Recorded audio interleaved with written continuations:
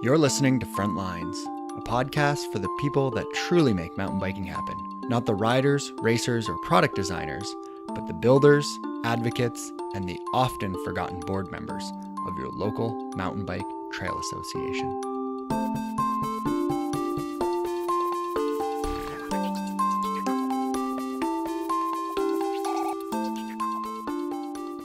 Over the last 3 episodes, we've been focused on bikes in wilderness within the United States. And although the people, places, and policies are specific to the United States, the concept that is wilderness is global. And over the next couple of episodes, we'll be discussing the theme of wilderness, but outside of the United States. We'll also be hearing feedback concerning the wilderness debate itself within the United States. I'm your host, Brent Hillier, and this is episode 28 of Frontlines.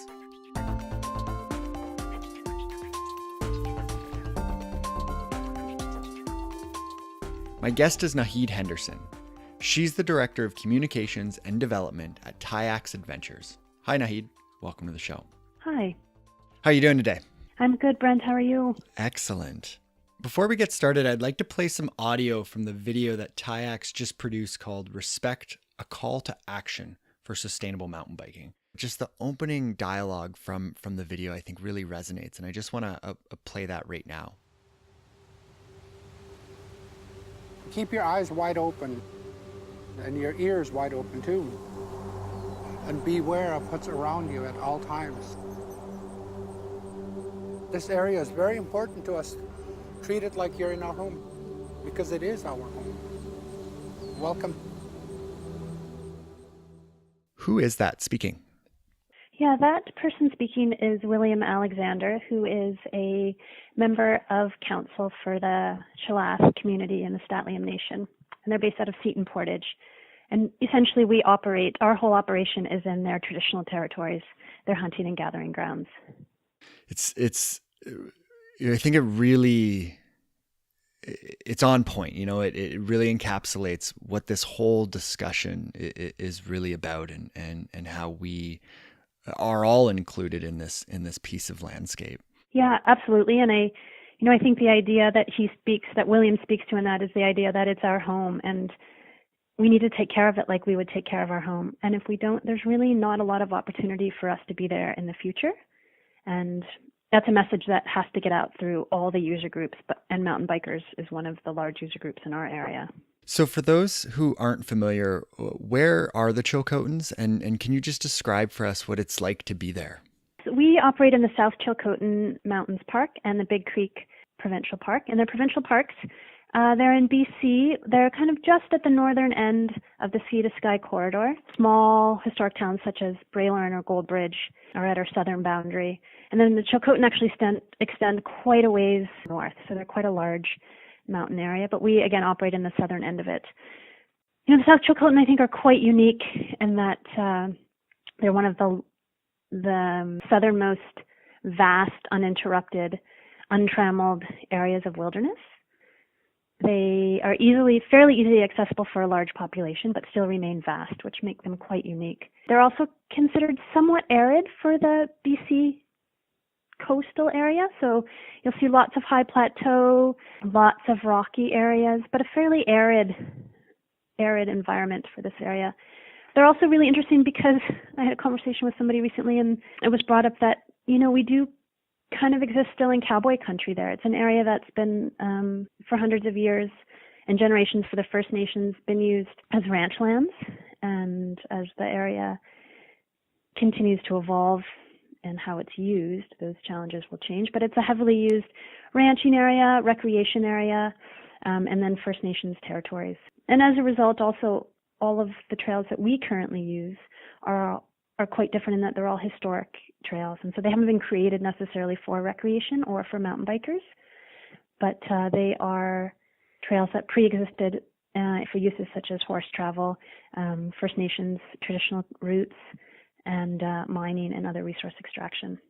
And I definitely want to dive into the varying user groups that are in that area. But before that, just what is Tyax Adventures? What do they do? Yeah, Tyax Adventures is an adventure company that offers Backcountry Adventures in the South Chilcotin Mountains. The company's been around for about 19 years. It was started by Dale Douglas and his family, and really started from Dale's passion for flying and mountain biking, as well as just being in the wilderness and playing with friends. And he kind of started it as a way to get his buddies out into the woods and play with them and combine his plane and his bike with them. And it's slowly, organically grown into a very humble but large outfitter. It's a multi-use operation, so it's mountain biking, horseback riding, hiking, as well as flight scene and flight charters. We see about 2,000 guests a year, which is quite a large number of guests considering we operate for about 3.5 months every year. And I'd say, Tyax Adventures is really a pioneer in the global world of multi-day backcountry mountain bike and horse adventures.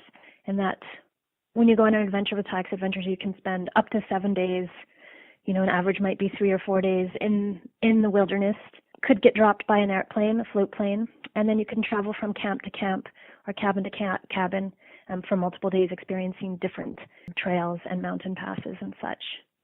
So the last few episodes of the podcast, we've been discussing bikes in wilderness and wilderness in the U.S. and wilderness with a capital W, as one of my guests has put it. And in your opinion, can bikes and other user groups coexist in a backcountry environment? You've got hikers, you've got equestrians, and you've got cyclists in that area. Is there cohesion? Can they coexist together? Absolutely. We're firm believers that they can coexist. And actually, we do see them coexist in our area. Like I said, historically, it's a horse area. We see horses all the time on the trails. Of course, mountain biking has really grown in BC and in our area in particular, so there's lots of mountain bikers in the area, but also hikers. And as a tour operator, we are a multi-use tour operator, so we have guests of all sorts in the mountains. And for us, it's about education and learning the behaviors of the different user groups and how to respect those behaviors. And then at the end of the day, realizing that we're all in the mountains for the same reason generally. And if we can find that common ground and respect that common ground, then the coexistence is absolutely something that works. And so, in your opinion, bikes can be sustainable within a backcountry environment? It's a good question. From my opinion and from Tyax Adventures' opinion, absolutely. In order to make it sustainable, it needs to be managed correctly, and the users need to be educated appropriately as well.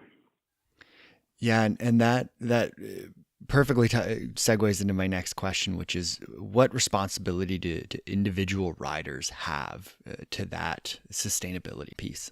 Yeah, I think ultimately it's up to mountain bikers to show the respect and the care for the land that is due in order for us to continue to ride in the wilderness. And we are really approaching it from kind of a 3-tiered sustainability system right now. And so there's environmental sustainability, there's behavioral responsibility, and then cultural responsibility. And as we continue to help educate our community and our media and our land managers about what that looks like, we'll really be going at it from those 3 different areas. I'm certainly happy to expand on what each of those areas entails for us. Totally. Yeah, I would love for you to expand on each of those areas. I think there's a lot of focus put on sustainability from a trails point of view, but that's only one piece of it. There's so much more. And if you could expand on that, that would be wonderful. Yeah, absolutely. For us, I think that, as we talked about earlier, the South Chilcotin really is a unique area, and it offers such a wide variety of activity and quite a unique culture, which has enabled us to come about it in kind of this 3-tiered system. So environmental sustainability is one area that we're asking folks to really think about. And that's, I think, what many folks come to on their own as the assumed responsibility, which is things like protecting the flora and fauna, respecting or staying out of fragile environments in the alpine, being aware if you're traveling through certain animals, breeding grounds, or perhaps foraging grounds that time of year. Things like that are what we would consider environmental sustainability. And again, I think those are the ones that pop to people's heads right away. The behavioral sustainability, I think, is the next thing that many folks think about, and that is ways that we behave on our bikes that really impact where we are. So, for us, it's staying on the trail use the trail, it's there, and if we can all ride on the same trail, we'll protect the rest of the land. Ride, don't slide, which is, a well-known phrase these days. Also behavioral is to ride slow, ride at a speed where you can actually enjoy what's around you, where you can give the animals some time to respond to you coming down the trail, but also giving the time for other users to respond to you and hear you. Respecting other trail users, the multi-use piece, and that's a behavioral piece for us as well. And then the cultural piece is a big one for us, considering that we are on shared territory. All of our tours take place on Statlium territory, and the idea of every person in that area needs to know that and be respectful of the area because it is their home, and they have welcomed us into their home, which we're very grateful for, and we need to show respect for that. There's also the cultural component of media, how media is pushing mountain biking, what they're showcasing of mountain biking, what they're creating as kind of the accepted culture of mountain biking. There's also the peer pressure piece of culture. So how are people responding to social media posts? How are we encouraging fellow riders to behave in the backcountry? What does that peer pressure culture look like? And then I'd say, the big final one, which is a fairly holistic view of it all, is the idea of how do we change our mentality, or how do we help grow a culture that accepts the holistic value of being in the backcountry and the wilderness, and how do we get to that place of that mentality where, we're riding there for the whole experience, not just for the downhill experience. So that change in that idea of what we're going into the backcountry for. So those are for us, those are kind of the environmental, behavior, and cultural sustainability topics. And how does that get relayed to your mountain bike guests? So as an operator, it's something that we take really seriously, and that we do have responsibility to educate our guests on sustainable practices while in South Chilcotin and in the backcountry in general. So we take it as a very serious job of ours. We have a couple different ways that it is shared. One of them is when folks sign up for an adventure right away, as soon as they're booked on, they get an email that includes a document explaining what sustainable riding looks like for us and how they're expected to behave while they're back there. There's also some places on our website where folks, whether they're perusing or once they've committed to a trip, can go to learn things such as how to be bear aware and bear safe. We've also produced and will continue to produce more material on sustainable riding practices. So those are all available on our website. And then once our guests do arrive, as soon as they come to our activity desk, there's some visual information posted in our office that helps deliver that information. And then as well, if folks are going in on a charter flight with us into the wilderness, or if they're going in with a guided group, it's the pilot's responsibility as well as the guide's responsibility to share all of these practices and what that looks like, and to role model them as well when they're in there. And then also every time someone stops at one of our camps, overnights at a camp, there will be some cultural information on the Statlium Nation, as well as, again, going over what the behavioral and environmental sustainability practices look like. What's important for mountain biking going forward? One thing that is really important for us right now is the idea of collaboration. I feel like as mountain biking has really grown in BC to become a very strong driver of tourism, and as that's happened, it's gotten all of this attention. And so there's really this opportunity and this need for all of these different sectors to come together in order to collaborate in order to keep mountain biking sustainable, I think, for BC. And, I just hope, and I think Tyax Adventures hopes to be a driver in this, in creating collaborative efforts between folks, including the riding community, tour operators, land managers, and media. And if we can really get that collaborative effort going, I think we'll have a higher chance of keeping mountain biking sustainable in BC. I should add in there as well that that collaborative effort also has to include the First Nations. There's this big question, I think it's just beginning to bubble up as far as, okay, who's going to be the driving force in getting this education that's necessary to get out in order for riding to be sustainable? And who's going to fund all of this? And really, we would love to see it be shared by the riding community, the operators, the land managers, and the media. And some of that funding has to come from the top down as well. And so as a tour operator, we are doing our best to really create some educational piece and sink some funding into sustainability efforts such as trail work. We maintain all of our vast network of trails. We're also creating this video series of sustainable riding. So some of it's got to come from the bottom up, but some of it's got to come from the top down. And so folks like Destination BC, or even some of our land managers, seeing those guys come on board to help support some of the advocacy, I think is really critical for long-term success here. Well, Naheed, thank you so much for taking the time to chat with me. I really appreciate it. Yeah, thanks for having me. It's a pleasure.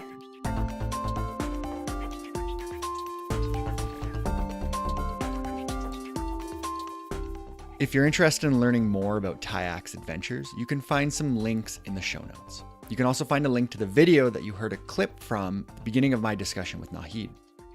The video is called Respect, a call to action for sustainable mountain biking. And I'd like to thank Mike Gamble from Switchback Entertainment for allowing me to use that audio. A big theme, not only in the film, but in my conversation with Naheed, and I think something that should always be front and center in the minds of trail advocates, is respect. Respect for the environment, absolutely. But also respect for each other. And that needs to go both ways. And it may sound like I'm calling out other user groups, but when I think about respect, I'm referring to mountain bikers most of all. All too often, we're judged by our worst members. And if that's the case, then as advocates, we need to go above and beyond what is expected of us. And we may not be able to change the culture of mountain biking overnight, but we can certainly start that process today. And modeling not only good behavior, but exceptional behavior is key if we're going to shift the narrative. Another key term that Naheed mentioned that I wanted to highlight was managed correctly. And I think this is key. Sustainability requires work and maintenance, and this is something that mountain bikers are great at. And that is why mountain biking is sustainable. I've got a lot of feedback from the last episode and the entire wilderness series. And there's lots of comments that have been posted on the Facebook link as well as the blog post. But I wanted to welcome Bruce Alt to the show. Bruce was the Vice President of Government Relations at IMBA. He was also one of the founding members of the Central Arkansas Trail Alliance in Little Rock. Bruce is going to shed some light on national monuments. It's a land designation that came up during my discussion with Eric Melson of IMBA. And Bruce is going to take us into that topic a little bit more. Hi, Bruce. Welcome to the show. Thanks, Brent. Delighted to be with you. So I want to dive right into it. What are national monuments? Well, national monuments are federal lands that are protected due to objects of historical, cultural, or scientific interest. And they vary from national parks that are protected due to scenic, recreational, or educational values. National monuments are significantly less recognizable than national parks, in part because they range from buildings to fossil beds, reefs, ruins, railroads, statues, volcanoes, forests, or even natural bridges. The more popular national monuments include the Statue of Liberty in New York, Fort Sumter in South Carolina, World War II Valor in the Pacific, Muir Woods, Mount Rushmore, and Devil's Tower in Wyoming. Now, interestingly, the Grand Canyon, Grand Teton, Arches, Joshua Tree, and Olympic National Parks were first designated as national monuments, and then they were later redesignated as national parks by Congress. And is there mountain biking in national monuments? Are you allowed to mountain bike in national monument? Well, first, let me say that mountain bike advocates must clearly understand that the process for designating a national monument is very political. In contrast, the process for designating a wilderness area is far more complicated, time-consuming, and is intensely political. So importantly for mountain biking, some public and commercial activities can be permitted to continue after monuments are established. The key word here is continue, and that means that they have to be ongoing in the landscape prior to the designation. These activities are really quite varied, and they may surprise you. They include oil and gas leases, hunting and fishing, rafting and boating, camping, backpacking, mountain biking, hiking, and even riding motorized vehicles on designated routes. National monument designations are unique in that they can be tailored, allowing for the maintenance of traditional culture uses in particular areas. So, is mountain biking allowed in national monuments? And the short policy answer is, it depends. Again, for strategic emphasis, for mountain biking to continue on trails on public lands that are designated, mountain bikers must actively engage in proposals before the designation actually occurs. The Antiquities Act, like any tool in the toolbox of a participatory democratic republic, only works when the citizens participate. So allowing mountain biking in national monuments first depends on if mountain bike trails existed and were being ridden in the target landscape before the designation. If that's the case, then it really depends on the sufficiency of the citizen or mountain bike community's lobbying effort to have mountain biking included in the proclamation, followed by the sufficiency of the mountain bike community's active participation and ultimate success in being included in the management plan. So it's entirely possible to have physical precedent, that is, active mountain bike trails in the target landscape, and be successful in being included in the proclamation, only to lose access to trails in the development of the management plan. So right now, as it stands, are there national monuments out there that do currently allow mountain biking? Very few. Now, actually, there's only 2 with established management plans that allow mountain biking on trails. There are others that allow mountain biking on dirt roads. There are 4 where the management plans are currently under development, but mountain biking was in the landscape and is in the proclamation. And interestingly, those are the most recent 4. The Katahdin Woods and Waters in Maine, the Berryessa Snow Mountain in California, San Gabriel Mountains in California, and Canyons of the Ancients in Colorado. Could national monuments be a solution or an alternative for mountain bikers instead of a wilderness area being designated? The short answer is yes, but establishing mountain biking in a national monument requires a very heavy lift, and it's a long shot at best. However, we know that there's absolutely no mountain biking allowed in a wilderness area. So there's a chance. It might be a better option, but still sounds like a bit of a slog to get there. Well, let me tell you why. And this is really the key. The act itself, the Antiquities Act that authorizes the president to establish national monuments without the consent of Congress, does not necessarily preserve recreational activities. Remember, its key emphasis is on protecting objects of historical, cultural, scientific interest, not outdoor recreation. So again, to allow mountain biking in national monuments, those three things have to happen. We have to have the power of precedence. We have to have mountain biking included in the proclamation. And absolutely, we have to have mountain biking and trails open throughout the management plan. So if mountain biking's in the proclamation but not in the management plan, the trails will close. All 3 requirements have to be met. So that's going to require, an engaged organization being at the table very early in this process. Well, that's the absolute key for citizen advocates and mountain bikers. Let's go back to number 2, where I talked about lobbying that is essential for mountain biking to be included in the presidential proclamation. That effort has to be directed toward the CEQ, or the Council on Environmental Quality. The CEQ is a division of the Executive Office of the President. And how much lobbying is required is always difficult to assess. That's the proverbial $64,000 question.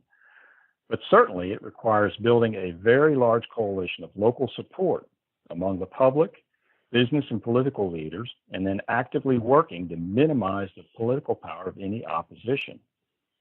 It also requires a very large number of individual citizen mountain bikers to actively voice their support, continued access to the trails.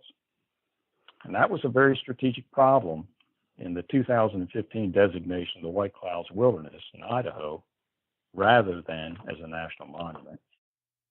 So President Trump has ordered the Interior Department review of national monuments. And what does that mean? Well, President Trump directed an order to the Interior Department back in April, and he wanted the department to review every national monument designation larger than 100,000 acres protected since 1996.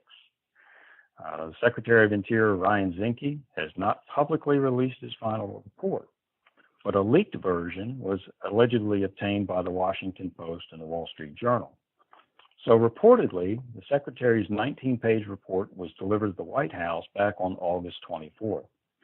But it's important to keep in mind that all the news reports, all the speculation, all the conjecture since then have been based on this leaked copy, which may or may not be the Secretary's final recommendation to the President. Environmentalists fear that the President's goal is to allow more fossil fuel development, mining, logging, livestock grazing on these public lands. However, it's useful to remember that these resource uses were properly permitted under current law and Federal Land Management Agency management plans prior to the national monument designation. Some monuments, such as the Bears Ears in Utah, have fueled social and political controversy, but many have not. Again, it's important to remember that only existing federal public lands, not state or private property, can generally be considered monument status, although there are exceptions.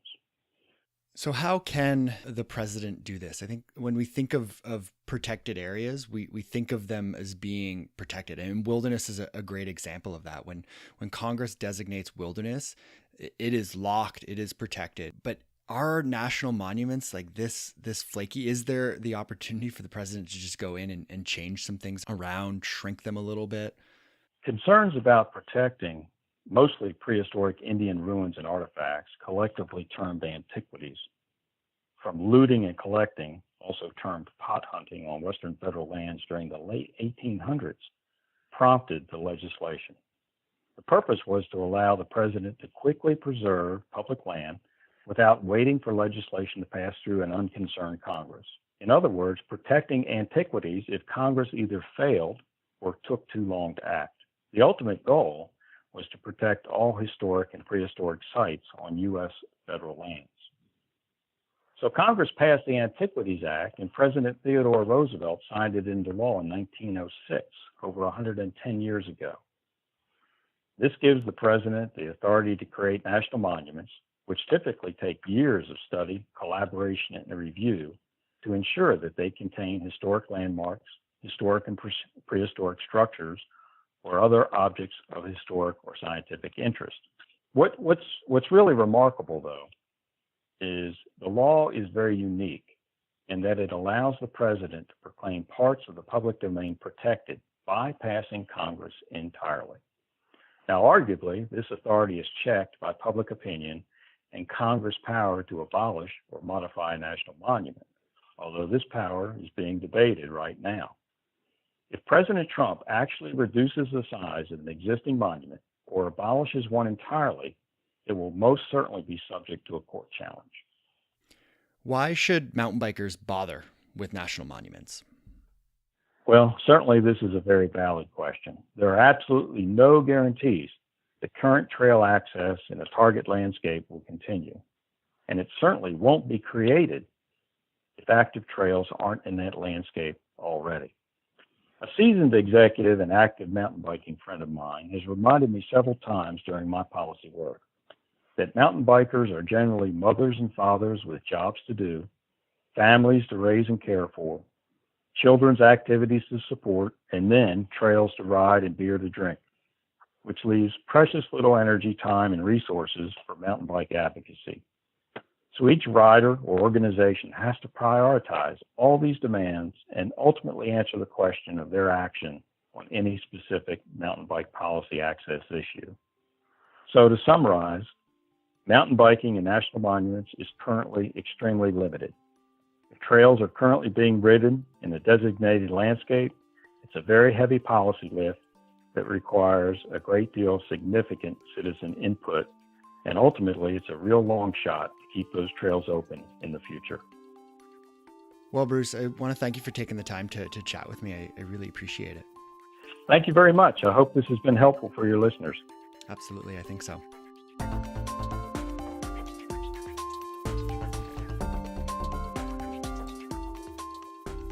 There's no denying that Bruce is a wealth of information, and I always walk away from our conversations with a different perspective.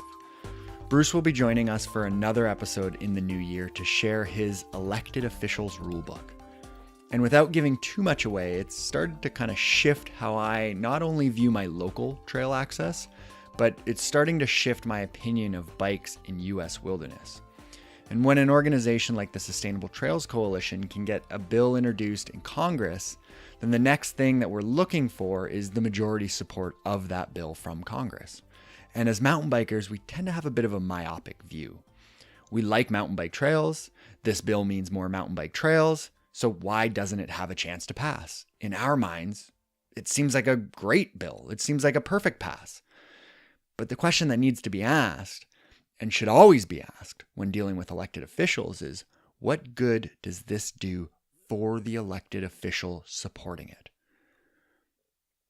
And if it doesn't contribute to their goals, then they're not going to support it. And more importantly, if it takes away from some of their goals or upsets their base, their voting base, then they're not going to support the bill. And you might be able to better understand that question after Bruce shares his elected officials rulebook, so look out for that episode. Next episode, we'll be hearing from Mark Schmidt of Parks Canada and how they've embraced mountain biking in the national parks all over Canada. Like always, you can find the show on Facebook, Instagram, and Twitter at FrontlinesMTB. You can send me an email or audio file to frontlinesmtb@gmail.com. And don't forget to support the show via PayPal. You can find a link in the show notes, as well as links to Tyax Adventure and the Respect video. You can also support the show through the Frontlines Book Club. The first book recommendation came from Christine Reed of the North Shore Mountain Bike Association, and it's Robert Moore's On Trail and Exploration. Now, if you purchase the book through the Frontlines website, Amazon will provide financial support for the podcast. There's a link in the show notes for that. And next episode, I'll be announcing the second book of the Frontlines Book Club, which has been recommended by Bruce Ault. Music is once again provided by Lee Rosevear, production notes by Jennifer Pride. And finally, I'm Brent Hillier. This is Frontlines. Thanks for listening, and happy trails.